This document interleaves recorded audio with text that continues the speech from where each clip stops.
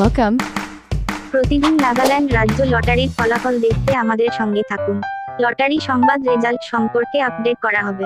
লটারির সময়সূচি, ড্র এবং পুরস্কার মূল্য সম্পর্কিত আরও তথ্যের জন্য আমাদের চ্যানেলটি সাবস্ক্রাইব করুন।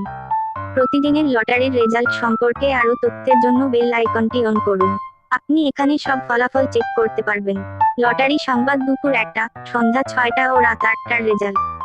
আমাদের চ্যানেলটিকে সাবস্ক্রাইব করতে ভুলবেন না।